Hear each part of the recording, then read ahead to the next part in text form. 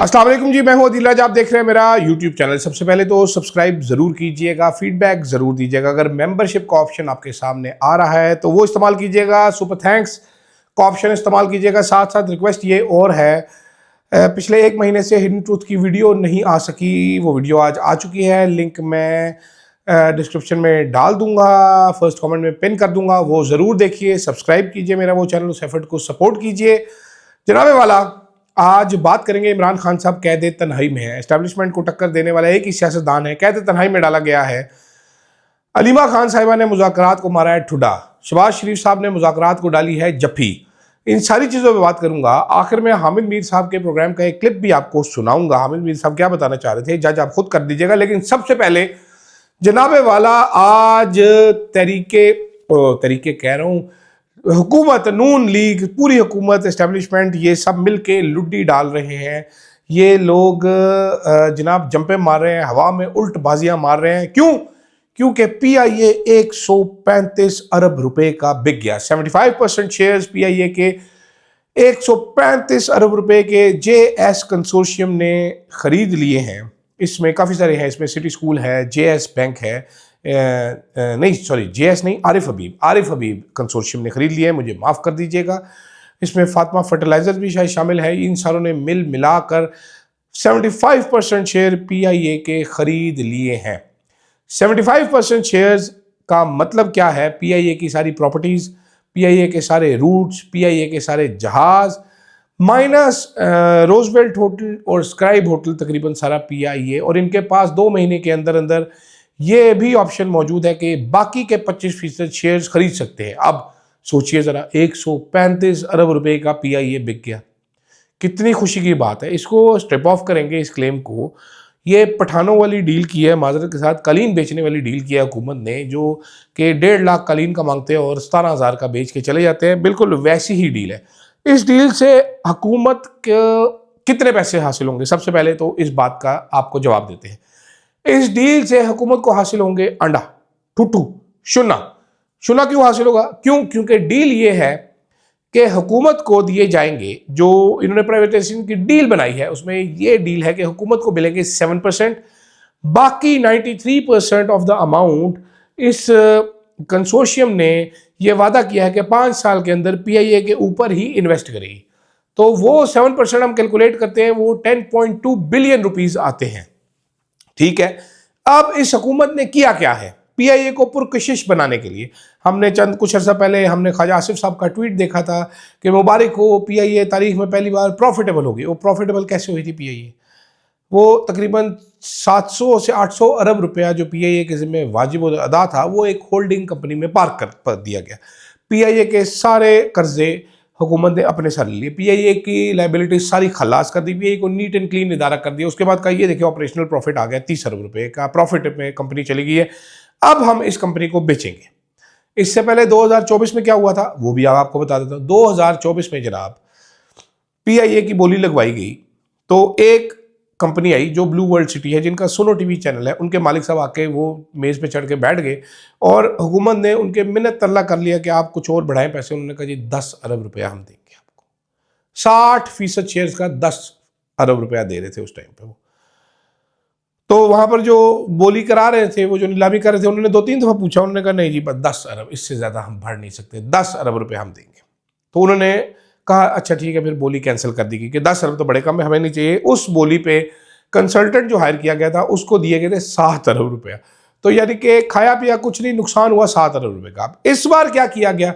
इस बार ढोल ज़्यादा बजाए गए, पूरी दुनिया में शोज़ भी किए गए, रोड शोज़ किए गए कि पीआईए में आए जी, इन्वेस्ट करें। 150 रूट्स है, लुक्रेटिव तरीन 78 रूट्स हैं हमारे पास 18 जहाज़ भी हैं, हमारे पास 150 अरब की प्रॉपर्टी भी है, आए पीआईए खरीद लें। पीआईए खरीदने के लिए आया कौन? पीआईए खरीदने के लिए आए जनाब 3 ग्रुप्स, एक आरिफ हबीब साहब का ग्रुप, एक लकी सीमेंट वालों का ग्रुप, और एक आया जी एयर ब्लू। यानी कि सारी दुनिया में इश्तिहारबाजी करने के बाद सिर्फ एक एविएशन इंडस्ट्री का स्पेशलिस्ट आया, एयर ब्लू। बाकी लकी सीमेंट बनाने वाले भी आ गए, इसमें फर्टिलाइजर बनाने वाले भी आ गए, इसमें स्टॉक ब्रोकर्स भी आ गए सारे। इन्होंने मिलकर इन्होंने कहा जी हम खरीद लेंगे। तो 3 ग्रुप्स आए। ठीक है। चौथा ग्रुप था फौजी फर्टिलाइजर, उन्होंने बिड नहीं की, वो भी आपको कहानी सुनाऊंगा कि वो लकी सीमेंट वालों ने इनकार कर दिया है फौजी सीमेंट वालों के साथ जो ये पूरा कंसोर्शियम बना के सारे मिला के पीआईए खरीद ले थे, तो लकी सीमेंट वालों ने इसमें रंग में भंग डाल दिया। उन्होंने कहा असी नहीं खरीदांगे न सोए तो ठीक है। तो जिसकी वजह से फौजी फर्टिलाइजर ने इसमें हाथ नहीं डाला। उनकी डील अलग थी। उनकी डील ये थी कि जो जीतेगा असी ओदे नाल, जेड़ा जीते ओदे नाल, जेड़ा जीतेगा असी ओदे पार्टनर बन जाएंगे। कुछ टर्म्स ऐसी रखी गई थी कि जिन्होंने एक्सप्रेशन ऑफ इंटरेस्ट जमा करवाया वो पार्टनरशिप ले सकेंगे। यहाँ तक कहानी समझ आ गई? बिल्कुल ठीक। यानी पीआईए पाक साफ, स्ट्रिप्ट ऑफ एवरीथिंग। उसके बाद एक और शर्त थी कि जनाब पीआईए जो कंपनी लेगी उस कंपनी को 7% देना पड़ेगा, बाकी के 93% हम उस कंपनी को दे देंगे कि जनाब ये ले लीजिए आप, और इस पैसा को इसी कंपनी में इन्वेस्ट कर दिए। पाकिस्तान में ऐसी डील पहले भी हो चुकी है। वो डील थी एमसीबी बैंक की। नवाज शरीफ के दौर में मियां मंशा साहब ने जिस टाइम एमसीबी बैंक खरीदा था, तो उन्होंने जो टोकन था वो जमा कराया था, उन्होंने बाकी पैसों का टाइम लिया था, और जो बैंक वो खरीद रहे थे सबको पता चल गया था कि मियां मंशा ने खरीद लिया। उसी बैंक से सस्ते दामों अंदर के बंदे वहाँ पर बैंकर मिले हुए थे जिन्होंने उनको कर्जा दिया। बैंक के पैसों से ही एमसीबी बैंक को खरीद लिया गया। तो आज भी ऐसा ही हुआ है। इफेक्टिव अमाउंट जो गवर्नमेंट को मिलनी है वो है 10 अरब रुपया। 10 अरब रुपए में से मेरी इत्तला के मुताबिक 8 साढ़े 8 अरब रुपया तो कंसल्टेंट रह जाएगा। 2 से 3 अरब रुपया आप अभी तक खर्चा कर चुके हैं। उसके बावजूद जो इश्तिहारबाजी की जा रही है, आज सारे अखबारों को इश्तिहार दिया गया था कि जी पीआईए की हो रही है, जी वो हो रही है, जी पीआईए बेचने लगे हैं, जी प्राइवेटाइजेशन होने लगी है, बहुत बड़ा काम होने लगा है। मुझे बताएं, आपने इन्वेस्टर्स को अट्रैक्ट करने के लिए प्राइवेटाइज करना है ना, तो वो तो पहले हो चुका है। बिड्स आ चुकी हैं या एक्सप्रेशन ऑफ इंटरेस्ट आ चुके हैं। कोई नया बंदा एंटर नहीं हो सकता गेम में। गेम क्लोज हो चुकी है। जिसने आना था, इंटरेस्ट शो करना था, वो कर चुके। तो आज इश्तिहार क्यों दिए गए? आज इश्तिहार दिए गए मीडिया मालकान को खुश करने के लिए।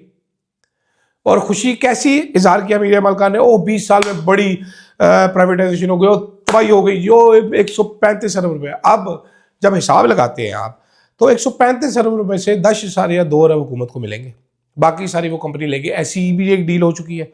वो आप पूछेंगे किसकी? वो डील हुई थी जी अजीमुशान कंपनी के इलेक्ट्रिक की। के इलेक्ट्रिक से वादा लिया था आप इंफ्रास्ट्रक्चर पे $2 बिलियन इन्वेस्ट करेंगे, कि पता नहीं कितने इन्वेस्ट करेंगे। कितने साल हो गए के इलेक्ट्रिक बच्चे करंट लगा के उन्होंने मार दिए। घटिया तरीन निज़ाम चला रहे हैं बिजली का, लेकिन इन्वेस्ट 1 रुपया नहीं किया इंफ्रास्ट्रक्चर में इन्होंने, के इलेक्ट्रिक वालों ने। आपको याद होगा।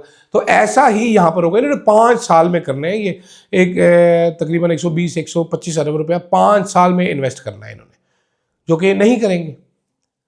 हो सकता है कर भी दे, लेकिन अगर ये पीआईए की एक बिल्डिंग को डिसमेंटल करके बेचना शुरू कर देते, अगर ये जहाज़ बेच देते, 30-35 मिलियन के तो जहाज़ बिक जाते, जो 15-16 आपके पास चालू जहाज़ थे, वो क्यों नहीं बेच दिया आपने?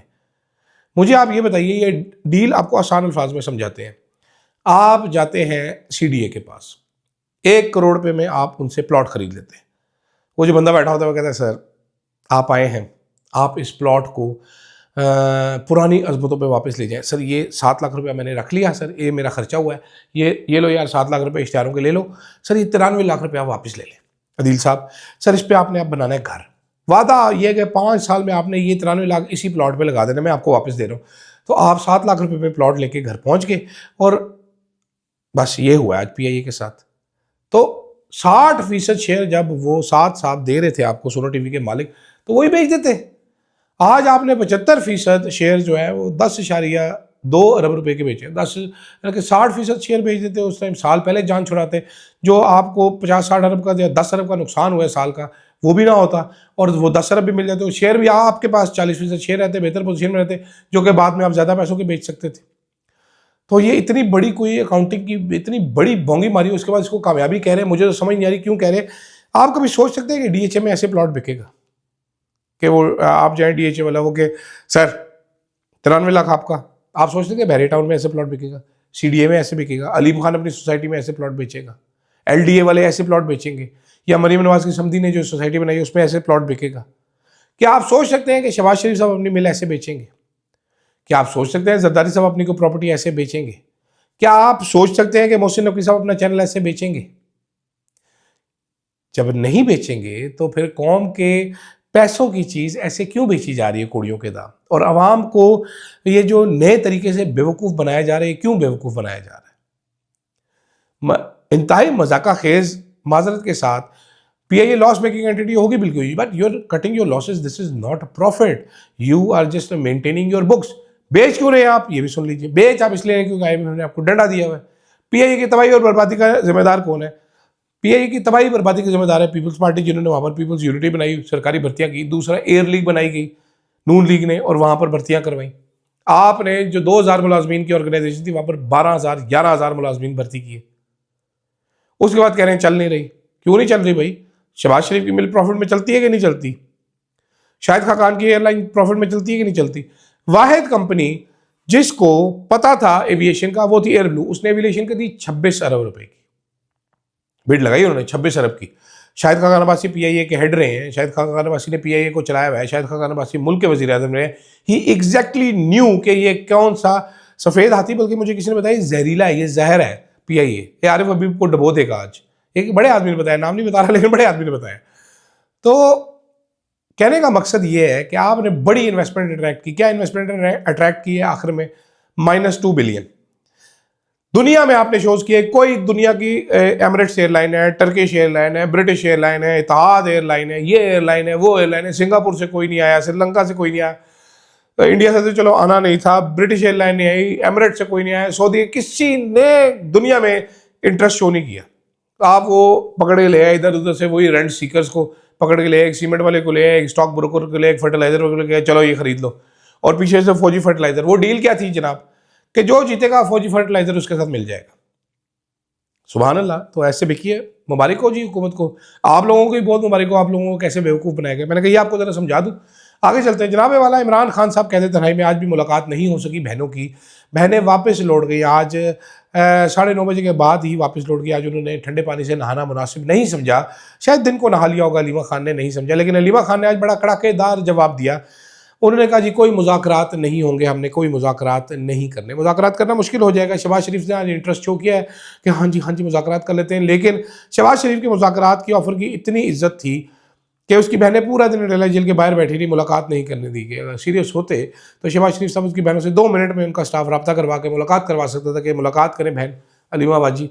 इमरान खान को कहें जी मैं I want to talk to him, मैं मुज़ाकरात करना चाहता हूँ तहरीक इंसाफ से। वो अपनी गौहर साहब को गो अहेड दें ताकि हम बैठ के मुज़ाकरात करें और स्टेबिलिटी हासिल करें।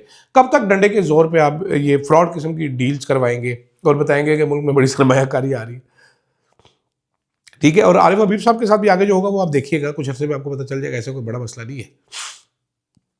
ठीक है, ये भी देख लीजिएगा।